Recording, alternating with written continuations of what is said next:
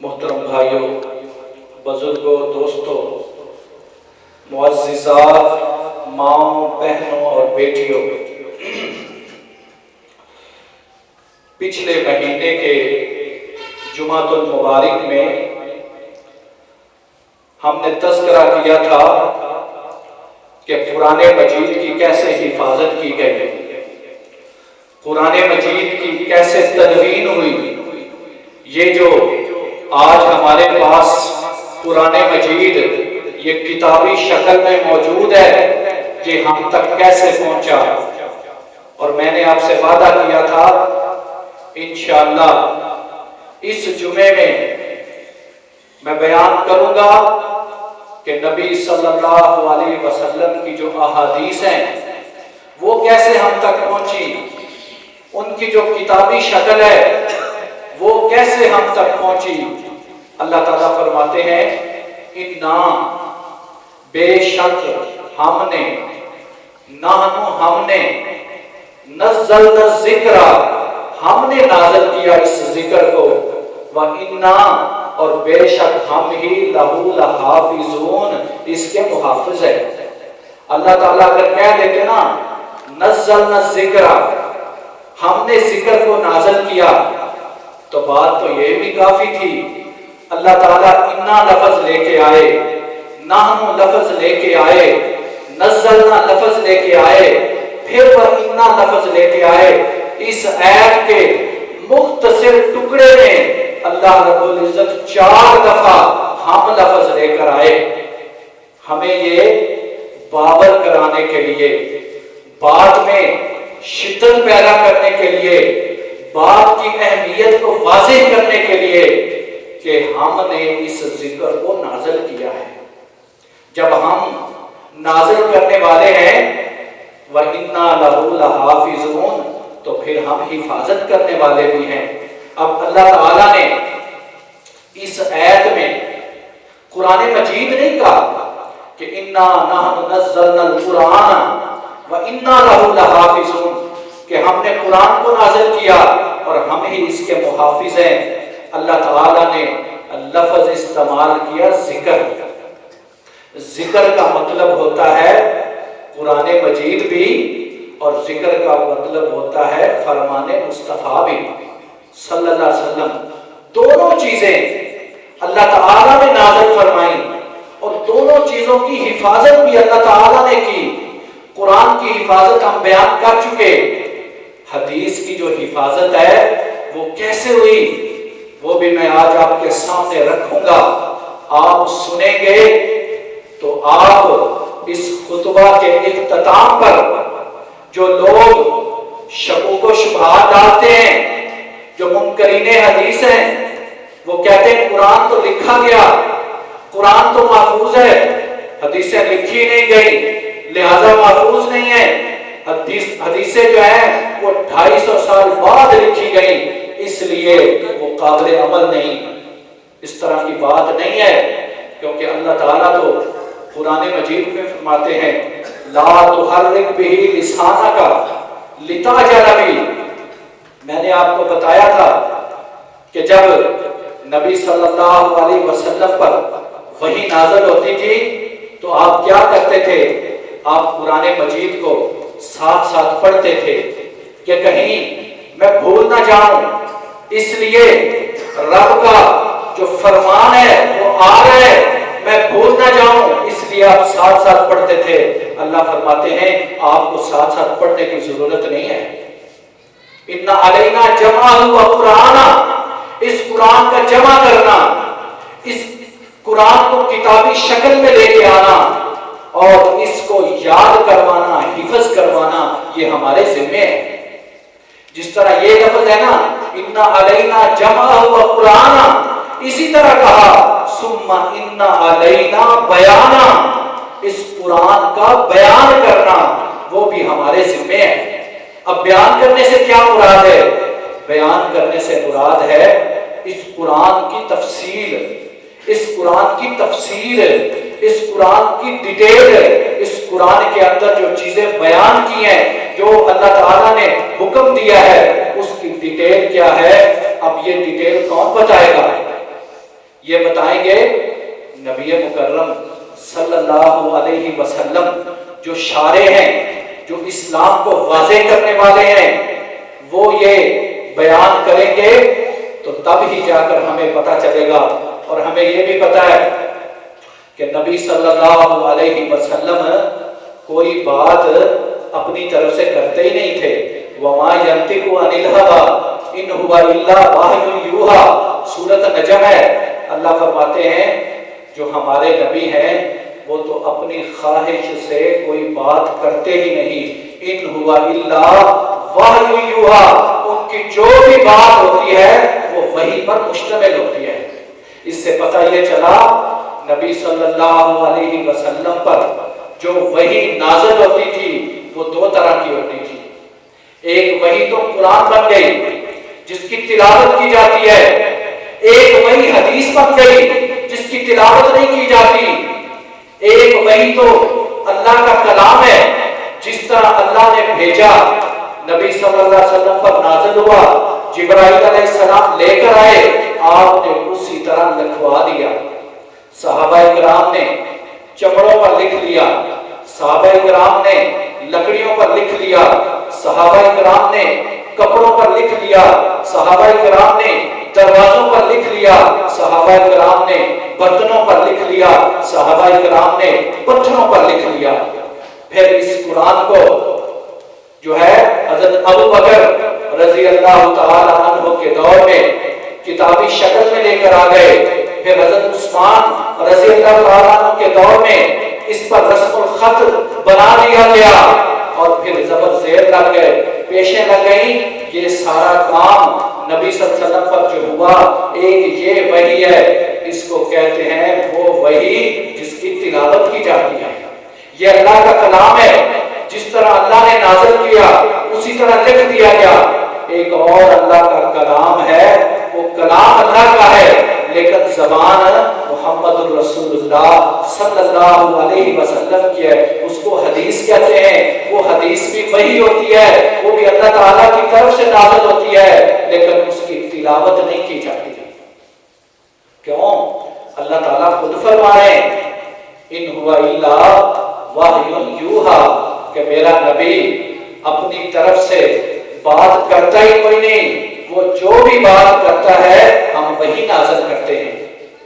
اب اللہ تعالیٰ فرماتے ہیں قرآن مجید میں وَمَا كَانَ لِبَشَرٍ أَن يُكَلِّمَهُ اللَّهُ إِلَّا وَحْيًا أَوْ مِنْ وَرَاءِ حِجَابٍ أَوْ يُرْسِلَ رَسُولًا فَيُوحِيَ بِإِذْنِهِ مَا يَشَاءُ۔ اللہ فرماتے ہیں یہ میں آپ کو یہ بتانے لگا ہوں کہ نبی صلی اللہ علیہ وسلم پر جو وحی نازل ہوتی ہے نا، وہ صرف قرآن نہیں ہوتا، قرآن کے علاوہ بھی آپ پر ایک وحی نازل ہوتی تھی جو حدیث مصطفیٰ بنتی تھی صلی اللہ علیہ وسلم۔ کیونکہ اللہ فرماتے ہیں کسی بشر کے لیے یہ جائز ہی نہیں کہ ہم اس سے کلام کریں، ہم اس سے بات چیت کریں۔ ہاں، ہماری جو بات چیت ہوتی ہے اس کے تین طریقے ہیں، الا وحیاً، یا ہم وحی کرتے ہیں یعنی القاء کرتے ہیں، نبیوں کے دلوں میں ہم بات ڈال دیتے ہیں، ان کے ذہنوں میں ہم بات ڈال دیتے ہیں، ان کو خواب آتے ہیں۔ یہ جو خواب آتے ہیں یہ بھی وحی ہوتی ہے۔ حضرت ابراہیم علیہ السلام آپ جانتے ہیں انہیں خواب آیا کہ وہ اپنے بیٹے حضرت اسماعیل علیہ السلام کے گلے پر چھری چلا رہے ہیں، انہیں ذبح کر رہے ہیں، ان کی قربانی دے رہے ہیں۔ اللہ تعالیٰ نے آخری عمر میں بیٹا دیا ہے اور نبی سے قربانی مانگ رہے ہیں۔ آیا کہ خواب ہے، سیدھی اللہ تعالیٰ نے بات بھی نہیں کی، لیکن نبی کو پتا تھا میرا خواب سچا ہے، اس لیے انہوں نے اپنے بیٹے حضرت اسماعیل علیہ السلام سے کہا کہ مجھے خواب اس طرح آیا ہے، میں تمہیں ذبح کر رہا ہوں۔ کہا ابو جان، ان کو بھی پتا تھا کہ میرے باپ کا خواب سچا ہے۔ کہا جو آپ کو خواب دکھائی گیا ہے آپ کیا کریں، اس کو پورا کریں۔ انہوں نے کیا کیا؟ خواب کو پورا کیا۔ قرآن نے کہا قد صدقت الرؤیا، اے ابراہیم علیہ السلام تم نے خواب کو سچا کر دکھایا۔ تو جو نبی کا خواب ہوتا ہے وہ سچا ہوتا ہے، نبی کے دل میں جو باتیں ڈالی جاتی ہیں وہ وہی ہوتی ہیں. کئی باتیں ایسی ہوتی تھیں نبی صلی اللہ علیہ وسلم کو کوئی مسئلہ پیش آتا تھا, صحابہ کرام کو کوئی مسئلہ پیش ہوتا تھا, اللہ تعالیٰ نبی صلی اللہ علیہ وسلم کے دل میں بات ڈال دیتے تھے. وہ جو دل میں بات آتی تھی اس کو بھی وہی کہتے ہیں. او من وراء حجاب, دوسری شکل کیا ہے وحی کی؟ دوسری شکل یہ ہے کہ پردے کے پیچھے سے بات کی جائے. جیسے اللہ تعالیٰ حضرت موسیٰ علیہ السلام سے بات کرتے تھے, اسی لیے تمہیں کلیم اللہ کہتے ہیں. اللہ ان سے ہم کلام ہوتا تھا, لیکن وہ جو ہم کلام اللہ تعالیٰ حضرت موسیٰ علیہ السلام سے ہوتے تھے وہ آمنے سامنے نہیں ہوتے تھے. اللہ تعالیٰ ان سے گفتگو فرماتے تھے پردوں کے پیچھے سے. بات جب ہوتی ہے, اب میرا دل کرتا ہے میں آپ کا دیدار بھی کروں, آپ کو دیکھ بھی لوں. اللہ تعالیٰ نے کہا اے موسیٰ تیرے اندر ابھی اتنی سکت نہیں ہے کہ تو مجھے دیکھ سکے. ہاں یہ سامنے کوہ طور ہے, میں اس پر اپنی تجلی کرتا ہوں, اگر تم اس کو برداشت کر لے گا تو ہو سکتا ہے پھر مجھے بھی دیکھ لے. جب اللہ تعالیٰ نے کوہ طور پر تجلی کی, حضرت موسیٰ علیہ السلام نے دیکھا تاب نہ لا سکے, بے ہوش ہو گئے. جب ہوش آیا تو کیا کہا سبحان اللہ, اللہ تو پاک ہے, تیرے راز تو نہیں جانے. نبی مکرم صلی اللہ علیہ وسلم جب معراج میں تشریف لے گئے, آپ سے بھی اللہ تعالیٰ نے گفتگو کی. من وراء حجاب, وہ بھی پردے میں گفتگو تھی. اور وہیں پہ اللہ تعالیٰ نے جہاں نبی مکرم صلی اللہ علیہ وسلم کو 50 نمازوں کا تحفہ دیا, جو 5 بن گئی, پڑھیں گے 5 ثواب 50 کا ملے گا, وہاں اللہ تعالیٰ نے سورہ البقرہ کی آخری 2 آیات بھی دی. یہ دوسری شکل ہے وحی کی کہ اللہ تعالیٰ پردے کے پیچھے سے بات کرتے ہیں. اور تیسری شکل ہوتی ہے او یرسل رسولا فیوحی باذنہ ما یشاء, یا اللہ تعالیٰ اپنا فرشتہ بھیجتے ہیں اور جو وحی اللہ تعالیٰ کرنا چاہتے ہیں وہ کر دیتے ہیں. یہ وہ وحی ہے جس میں قرآن نازل ہوا, جو حضرت ابراہیم حضرت جبرائیل علیہ السلام لے کر آئے اور وہ قرآن بن گیا. یہ جو تیسری شکل ہے یہ وہی قرآن والی ہے. جو پہلی 2 شکلیں ہیں وہ جو وہی ہے وہ حدیث والی ہے. اگر آپ حدیث کو نہ مانیں آپ قرآن کو سمجھ ہی نہیں سکتے, کیونکہ اللہ تعالیٰ قرآن مجید میں کہہ رہے ہیں وَأَقِيمُوا الصَّلَاةَ, نماز قائم کرو. اب مجھے بتائیں نماز کیسے قائم کرنی ہے؟ اللہ تعالیٰ نے تو قرآن مجید میں کہیں تذکرہ نہیں کیا. کتنی نمازیں ہوں گی, اوقات کیا ہوں گے, فجر کی کتنی رکعتیں ہیں, ظہر کی کتنی رکعتیں ہیں, عصر کی کتنی رکعات ہیں, مغرب کی کتنی رکعات ہیں, عشاء کی کتنی رکعات ہیں.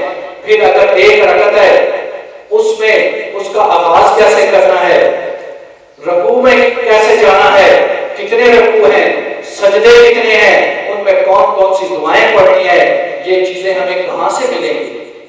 اللہ تعالیٰ قرآن مجید میں کہتے ہیں جب تم خوف میں ہو, جب تم جنگ میں ہو, ایک جماعت جو ہے وہ نماز پڑھے, دوسری جماعت جو ہے وہ جا کر دشمن کے مقابلے میں کھڑی ہو جائے, پھر جو نماز پڑھ لے وہ دشمن کے مقابلے میں کھڑی ہو جائے, جو دشمن کے مقابلے میں وہ آ کر نماز پڑھے.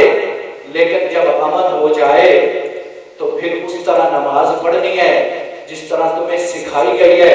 اب پورے قرآن میں نماز تو کہیں سکھائی نہیں گئی. اللہ کے نبی بھی فرماتے ہیں صلو کما رأیتمونی اصلی, نماز اس طرح پڑھو جس طرح مجھے پڑھتے ہوئے دیکھا ہے. اب نبی صلی اللہ علیہ وسلم کی نماز ہمیں کہاں ملے گی؟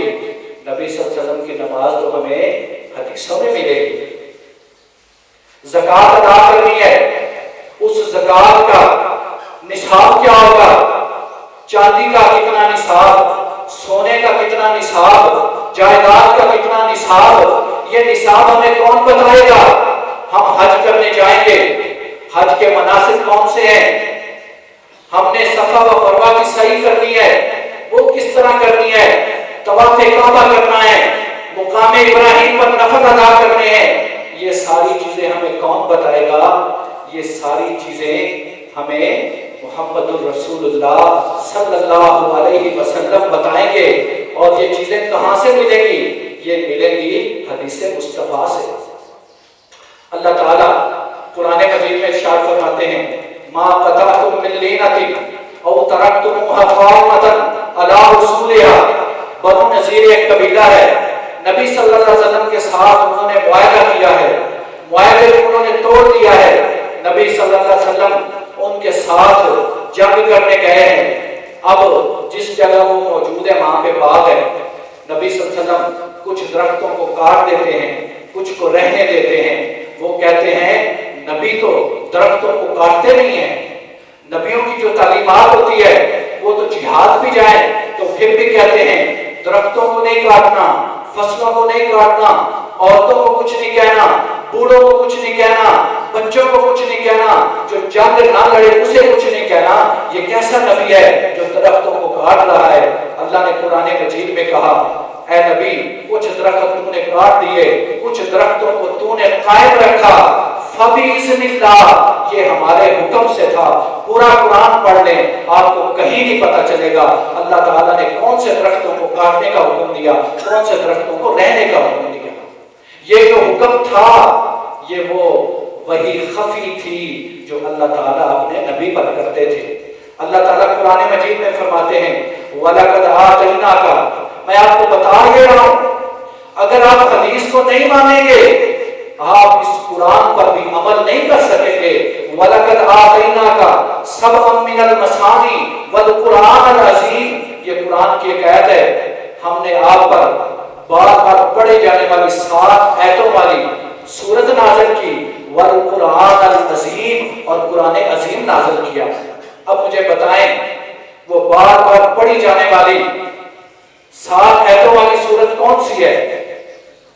وہ تو ہر ایک بتا دے گا، وہ سورت الفاتحہ ہے جس کو ام القرآن بھی کہتے ہیں، ہر رکعت میں پڑھی جاتی ہے، اس لیے کہا بار بار پڑھی جانے والی 7 آیتوں والی سورت۔ لیکن والقرآن العظیم، اس قرآن عظیم سے کیا مراد ہے؟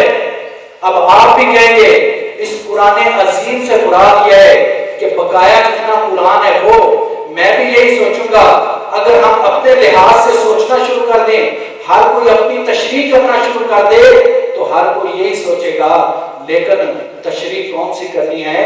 جو محمد الرسول اللہ صلی اللہ علیہ وسلم نے کی ہے۔ نبی صلی اللہ علیہ وسلم نے کہا، نبی صلی اللہ علیہ وسلم نے فرمایا وہ جو بار بار پڑھی جانے والی 7 آیتوں والی سورت ہے نا وہ بھی سورت الفاتحہ ہے، والقرآن العظیم، اور اس قرآن عظیم سے مراد بھی سورت فاتحہ ہے، کیونکہ پورا قرآن اس سورت فاتحہ کا جواب ہے۔ اب یہ چیز ہمیں کون بتائے گا؟ یہ ہمیں بتائی محمد الرسول اللہ صلی اللہ علیہ وسلم نے۔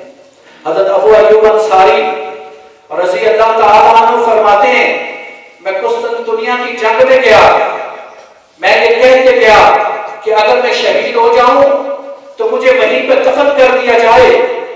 جب وہ جنگ شروع ہو رہی تھی ایک مجاہد اٹھا، وہ ان کی صفوں میں داخل ہو گیا، صفیں بنی ہوئی تھی، وہ صفوں میں داخل ہو گیا۔ کچھ لوگ کہنے لگے اس نے اپنے آپ کو ہلاکت میں ڈال دیا ہے، اس کو اس طرح نہیں جانا چاہیے تھا۔ انہوں نے سورت آل عمران کی تلاوت کی جس میں اللہ تعالیٰ ارشاد فرماتے ہیں اپنے آپ کو ہلاکت میں نہ ڈالو۔ حضرت ابو ایوب انصاری رضی اللہ تعالیٰ عنہ فرماتے ہیں میں وہیں موجود تھا، آپ روایت کرتے اس حدیث کو، کہتے ہیں میں انہیں کہنے لگا یہ حدیث یہ قرآن کی آیت تو ہمارے لیے نازل ہوئی تھی جنگ احد میں، جب ہم تتر بتر ہو رہے تھے، جنگ کا جو میدان اس کو چھوڑ کے جا رہے تھے، اس وقت اللہ ہمیں کہہ رہا تھا اپنے آپ کو ہلاکت میں نہ ڈالو۔ یعنی کامیابی میدان جنگ میں ہے، جو میدان جنگ سے بھاگ رہے ہیں وہ اپنے آپ کو ہلاکت میں ڈال رہے ہیں، اور آپ اس صحابی کو کہہ رہے ہیں جو میدان جنگ میں جا رہا ہے کہ آپ اپنے آپ کو ہلاکت میں ڈال رہے ہو۔ اس لیے قرآن کون سمجھائے گا؟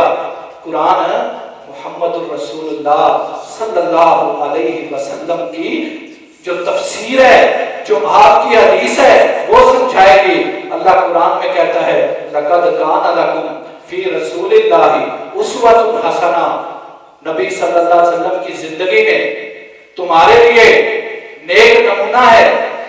اب جب اللہ کے نبی کی زندگی ہمارے لیے آئیڈیل ہے تو مجھے بتائیے کیا اللہ تعالیٰ نے جس زندگی کو آئیڈیل بنایا ہو اس کو اللہ تعالیٰ محفوظ نہیں بنائے گا؟ یقیناً وہ زندگی محفوظ ہوئی ہوگی۔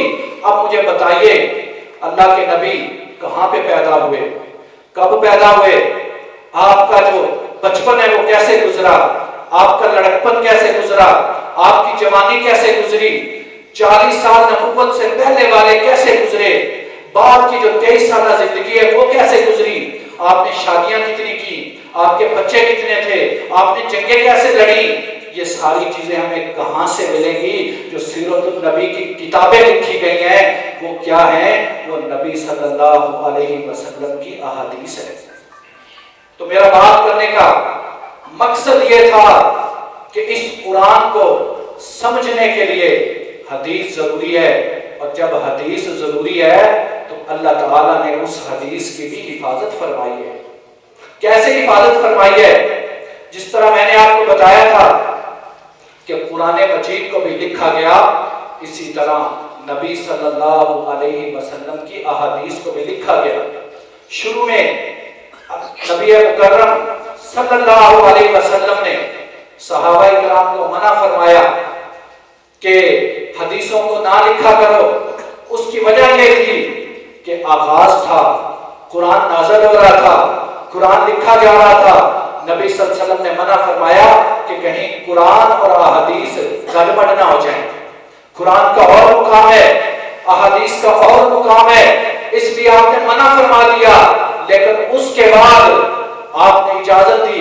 ایک صحابی ہیں عبداللہ بن عمر رضی اللہ تعالی عنہ، وہ نبی صلی اللہ علیہ وسلم کی ہر بات لکھ لیا کرتے تھے۔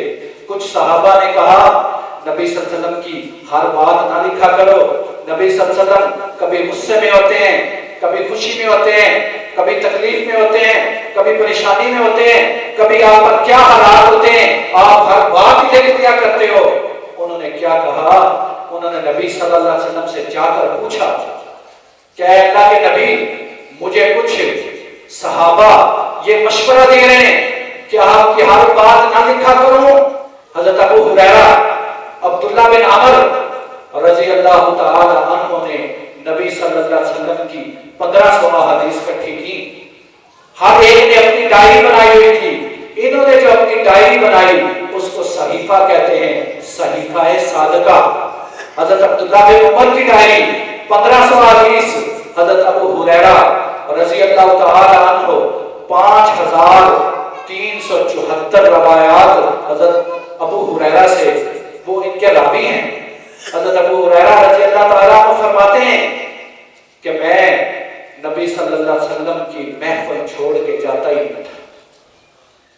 صحابہ کرام چلے جاتے تھے بازار میں کھانے پینے کی چیزیں لینے، تجارت کرنے، لیکن میں جاتا ہی نہیں تھا۔ صفہ کی درسگاہ مسجد نبوی میں جو قائم تھی، میں وہیں پہ رہتا تھا۔ میرا مقصد کیا ہوتا تھا؟ نبی صلی اللہ علیہ وسلم کی کوئی بات مجھ سے مس نہ ہو جائے۔ کہتے تھے مجھے غشی کے دورے پڑتے تھے، میں پھر بھی نہیں جاتا تھا۔ ایک دن کا وہ واقعہ بیان فرماتے ہیں کہ میں موجود تھا، مجھے اتنی بھوک لگی ہوئی تھی، کھانے کو کچھ نہیں تھا، لیکن میں جا نہیں رہا تھا۔ میں مسجد کے دروازے پہ آ کر بیٹھ گیا کہ شاید وہ مجھے دیکھ لے گا اور مجھے کچھ کھلا پلا دے گا کہ ابو ہریرہ کی حالت تو بہت ہی خطرناک ہے۔ لیکن لوگ گزرتے گئے، میرا کسی نے خیال نہ کیا۔ آخر کار وہ آیا جو ساری کائنات کا خیال کرنے والا تھا، اس کا نام تھا محمد رسول اللہ صلی اللہ علیہ وسلم۔ میری حالت دیکھی، کہا ابو ہریرہ کیا ہو گیا؟ دودھ کیا پیالہ منگوایا، مجھے بلایا، کہا کہا ابو ہریرہ صفہ میں اور کتنے لوگ ہیں ان کو بھی بلا لو، پیالہ ایک ہے دودھ کا، 70 لوگ اور تھے، اور نبی مکرم صلی اللہ علیہ وسلم نے مجھے نہیں پلایا، کہا دائیں طرف سے شروع ہو جاؤ پلاؤ۔ ایک صحابی نے پیا، دوسرے نے پیا، 70 صحابہ نے اس پیالے سے دودھ پیا۔ پھر نبی صلی اللہ علیہ وسلم نے مجھے کہا پیو، میں نے پیا، کہا پھر پیو، میں نے پیا، کہا پھر پیو، میں نے پھر پیا، کہا پھر پیو، کہا اب تو میرے اندر اتنی کیپیسٹی بھی نہیں ہے۔ آخر میں نبی صلی اللہ علیہ وسلم نے اس پیالے سے خود پیا۔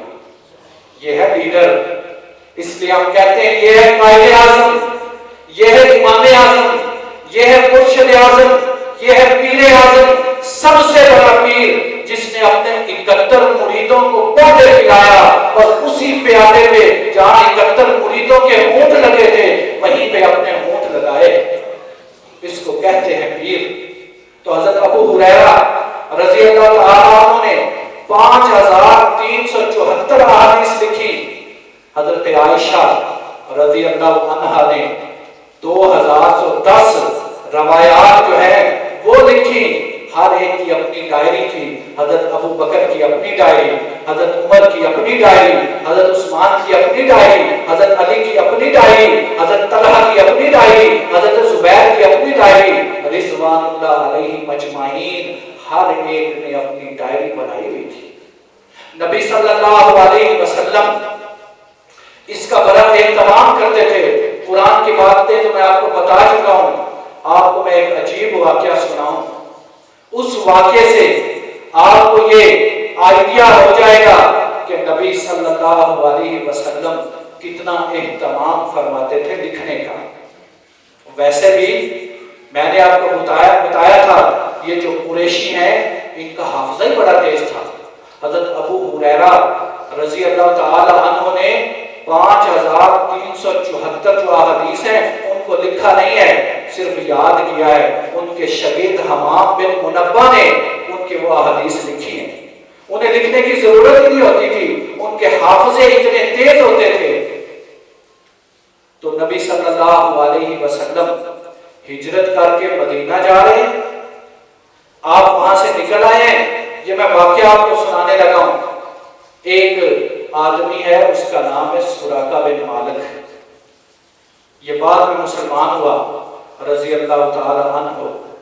مکہ کے کافروں نے کہا جو حضرت محمد صلی اللہ علیہ وسلم کو یا حضرت ابو بکر رضی اللہ تعالی عنہ کو یا ان دونوں کو زندہ یا مردہ حالت میں پکڑ کر لائے گا 100 اونٹ دیں گے۔ سراقہ بن مالک خود روایت کرتے ہیں، وہ اس حدیث کے راوی ہیں، کہتے ہیں مجھے لالچ آ گیا، میں پیچھے گیا، جب میں قریب پہنچا میرا جو گھوڑا ہے وہ زمین میں دھنس گیا، میری نیت خراب تھی، پھر امان طلب کی، پھر گھوڑا اٹھا، پھر قریب ہوا، پھر زمین میں دھنس گیا، 2-3 دفعہ ہوا، میں سمجھ گیا کہ ان کو پکڑا نہیں جا سکتا، میں نے امان طلب کی، نبی صلی اللہ علیہ وسلم نے امان دی، کہا کسی کو بتانا نہیں ہمارے بارے میں۔ سراقہ بن مالک وہاں کیا کہتے ہیں؟ سراقہ کہتے ہیں مجھے لکھ کے دیا جائے۔ اب آپ اندازہ لگائیں، سفر ہے، ہجرت آپ کر رہے ہیں، کتنا مشکل وقت ہے، دشمن آپ کے پیچھے ہیں، حضرت ابو بکر رضی اللہ تعالیٰ عنہ کے غلام عامر وہاں موجود ہیں، آپ نے عامر کو کہا اس کو امان لکھ کر دیجئے۔ نبی صلی اللہ علیہ وسلم مدینہ پہنچتے ہیں، وہاں معاہدات کرتے ہیں، جو فرسٹ ریٹن کانسٹیٹیوشن ہے ورلڈ کا، دنیا کا، وہ وہاں پہ لکھا جاتا ہے، اس کے 54 آرٹیکلز ہیں، 54 دفعات ہیں، نبی صلی اللہ علیہ وسلم نے وہ لکھوائی ہیں۔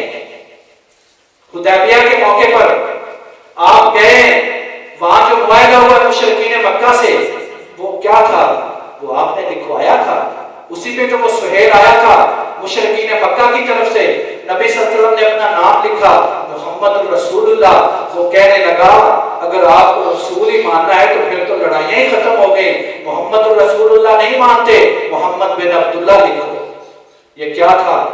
یہ ریٹن تھا، نبی صلی اللہ علیہ وسلم نے 104 بادشاہوں کو خطوط لکھے، حبشہ کے بادشاہ کو خط لکھا، مصر کے بادشاہ کو خط لکھا، ہرکل کو خط لکھا، یمن کے بادشاہ کو خط لکھا۔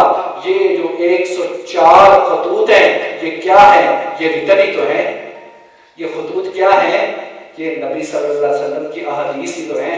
نبی صلی اللہ علیہ وسلم نے آخری سال 10 ہجری میں جو حج ادا کیا وہاں پہ خطبہ دیا جس کو خطبہ حجۃ الوداع کہتے ہیں، اس کی 47 دفعات ہیں۔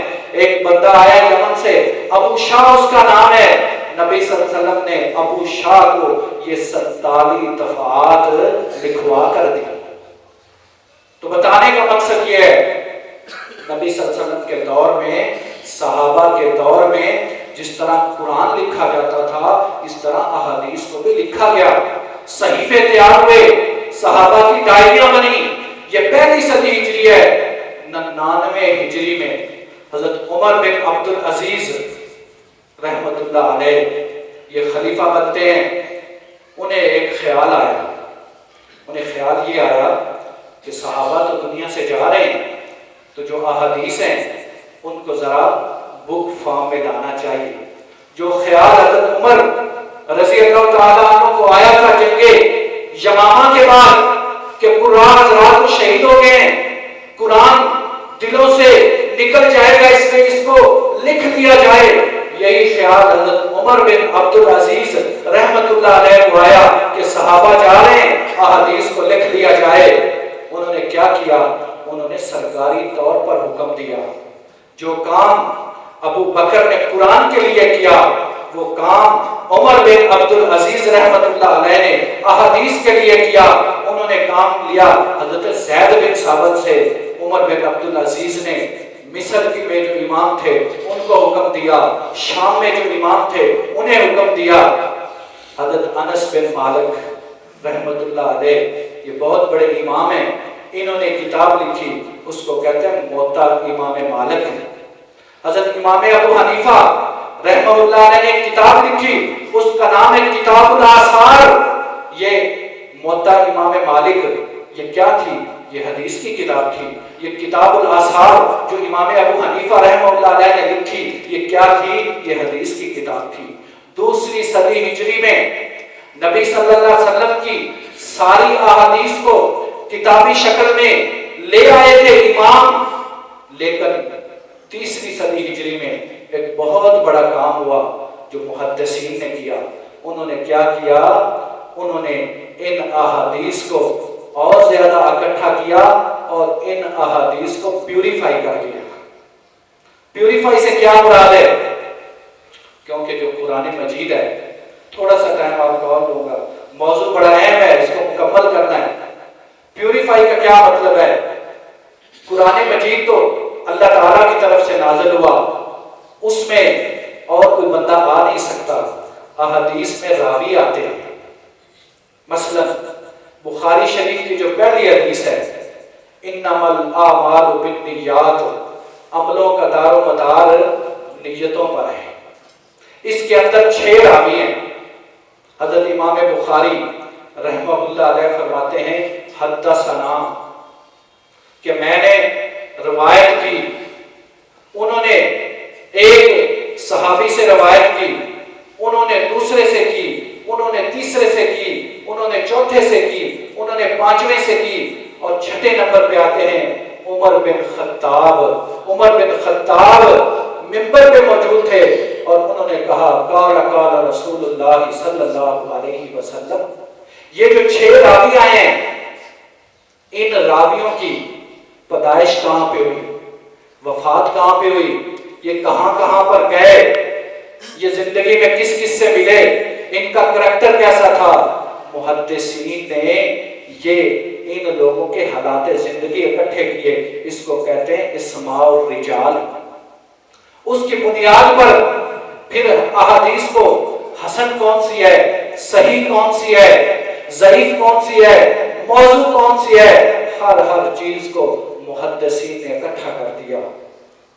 ٹائم نہیں، میں آپ کو تفصیل بتاتا، 6 چیزیں ضروری ہیں۔ شوق ہونا چاہیے، حافظہ ہونا چاہیے، علم کے حصول کا لالچ ہونا چاہیے، لمبی عمر ہونی چاہیے، اساتذہ اچھے ہونے چاہیے اور پیسہ ہونا چاہیے۔ امام بخاری رحمہ اللہ علیہ کے پاس سب کچھ موجود تھا۔ شوق اتنا تھا، یہ احادیث کی حفاظت ہو رہی ہے، اللہ تعالیٰ نے کیسے حفاظت فرمائی، شوق اتنا تھا۔ آپ کا ایک شاگرد کہتا ہے میں ایک رات ان کے ساتھ تھا، پوری رات 15 دفعہ اٹھے اور جو حدیث کی کتاب لکھ رہے تھے اس پہ نشان لگائے، سوتے ہوئے بھی یہی خیال رہتا تھا۔ حافظہ اتنا تھا کہ آپ کے استاد انہوں نے ایک دفعہ حدیث بیان کی، ادئی عن ابراہیم، ادئی نے ابراہیم سے روایت کی، آپ کہنے لگے ادئی ابراہیم سے روایت نہیں کر سکتا۔ استاد نے جا کر ریٹن جو حدیث تھی وہ پڑھی، اس پہ لکھا ہوا تھا ادئی بن زبیر عن ابراہیم۔ اتنا اللہ نے حافظہ دیا تھا، اور اساتذہ کتنے تھے؟ 10,080 اساتذہ تھے امام بخاری رحمہ اللہ علیہ کی۔ 62 سال اللہ نے عمر دی، 194 ہجری میں پیدا ہوئے، 256 ہجری میں فوت ہوئے، 62 سال عمر تھی۔ اور جب والد محترم اس دنیا سے گئے تو اتنا پیسہ چھوڑ کے گئے، ساری زندگی کمانے کی ضرورت نہیں محسوس ہوئی۔ اس امام المحدثین امام بخاری رحمہ اللہ علیہ نے 16 سال میں بخاری شریف کو اکٹھا کیا، 7,563 احادیث ہیں بخاری شریف میں۔ اور امام صاحب نے ایک اپنی احادیث کے لیے شرط لکھی، وہ شرط کیا تھی؟ یہ جو میں نے آپ کو بیان کی کہ 6 راوی آئے ہیں، دوسرے محدثین نے تو یہ کہا کہ جو 2 راوی ایک زمانے میں موجود ہیں، جیسے میں ہوں، میرے کلاس فیلو ریاض صاحب، اب ہم ایک زمانے میں موجود ہیں، اب ہم ایک دوسرے سے بات میں نے ریاض صاحب سے سنی، میں بیان کر سکتا ہوں، میں آگے کسی کو بتا سکتا ہوں۔ دوسرے محدثین نے کہا ان دونوں کا زمانہ ہی کافی ہے۔ امام صاحب نے کہا نہیں، ان دونوں کا آپس میں ملنا بھی ضروری ہے۔ امام صاحب نے جتنی احادیث لے کے آئے ہیں، جتنے راوی ہیں، وہ سارے ایک دوسرے سے ملے ہوئے ہیں۔ اس لیے اس کتاب کو کہتے ہیں اصح الکتاب بعد کتاب اللہ، قرآن مجید کے بعد سب سے صحیح ترین کتاب۔ امام صاحب جو بھی حدیث لکھتے تھے 4 کام کرتے تھے حدیث لکھنے سے پہلے۔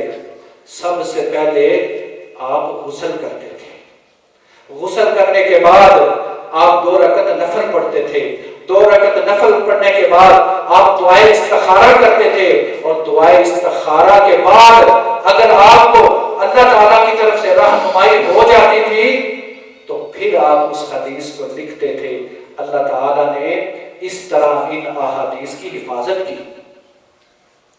تو میرے پاس ٹائم نہیں کہ میں اور آپ کو احادیث کے بارے میں بتاؤں، تو میرے آج کے جمعے کا مقصد یہ ہے کہ جو اللہ فرما رہے ہیں اِنَّا نَحْنُ نَزَّلْنَا الذِّكْرَ وَإِنَّا لَهُ لَحَافِظُونَ، ہم نے اس ذکر کو نازل کیا ہے۔ ذکر سے مراد قرآن بھی ہے، ذکر سے مراد حدیث مصطفیٰ بھی ہے، وَإِنَّا لَهُ لَحَافِظُونَ، اور ہم ہی اس کے محافظ ہیں۔ جس طرح قرآن کی حفاظت کی گئی، اسی طرح نبی صلی اللہ علیہ وسلم کی احادیث کی بھی حفاظت کی گئی۔